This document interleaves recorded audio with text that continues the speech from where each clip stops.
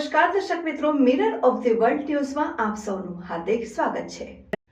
ઝઘડિયામાં બળાત્કારનો ભોગ બનેલી દીકરીની હાલત નાજુક। આપ ધારાસભ્ય ચૈત્ર વસાવાએ દીકરીને પરિવારની મુલાકાત લીધી।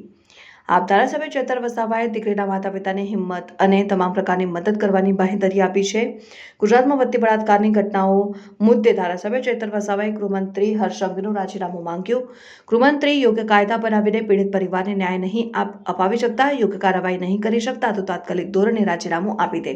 ચૈત્ર વસાવા છેલ્લા એક વર્ષમાં ગુજરાતમાં 648 નાબાલિગ દીકરીઓ પીખાઈ ગઈ છે। ચૈત્ર વસાવા લોકોમાં ભયનો માહોલ છે, કારણ કે આજે ગુજરાત સલામત નથી। ચૈત્ર વસાવા અમારી માંગ છે કે સરકાર કાયદો બનાવે જેમાં ઝડપથી કેસ ચલાવવામાં આવે અને આવા નરાધમોને ફાંસી આપવામાં આવે। ચૈત્ર વસાવા દીકરીના માતા પિતાને હિંમત આપી છે અને અમે સૌ પ્રાર્થના કરીએ છીએ કે દીકરી બચી જાય। ચૈત્ર વસાવા બીજા રાજ્યોની ઘટનાઓ પર કેન્ડલ માર્ચ કરવાવાળા ભાજપના નેતાઓ હાલ શા માટે ચૂપ છે? ચૈત્ર વસાવા આટલી બધી બળાત્કારની ઘટનાઓ ઘટે છે ત્યારબાદ પણ શા માટે દીકરીઓને ન્યાય મળતો નથી?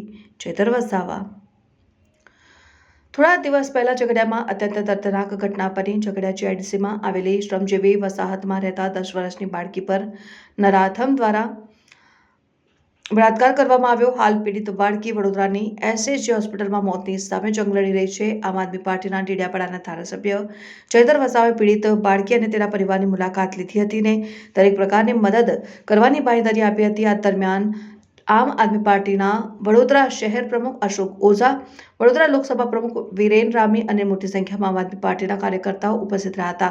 પરિવાર સાથે મુલાકાત કર્યા બાદ ધારાસભ્ય ચૈત્ર વસાવાએ મીડિયા સમક્ષ પોતાની વાત રજૂ કરતા જણાવ્યું કે હાલ દીકરી અને તેના પરિવાર સાથે મુલાકાત કર્યા બાદ ડોક્ટરો સાથે અમે વાત કરી। ડોક્ટરો દીકરીને બચાવવા માટે ખૂબ જ પ્રયાસો કરી રહ્યા છે અને દીકરીના માતા પિતાને હિંમત આપી છે અને અમે સૌ પ્રાર્થના કરીએ છીએ કે દીકરી બચી જાય। પરંતુ અમારો સવાલ છે કે ગુજરાતમાં રોજે રોજ આવી ઘટનાઓ ઘટી રહી છે।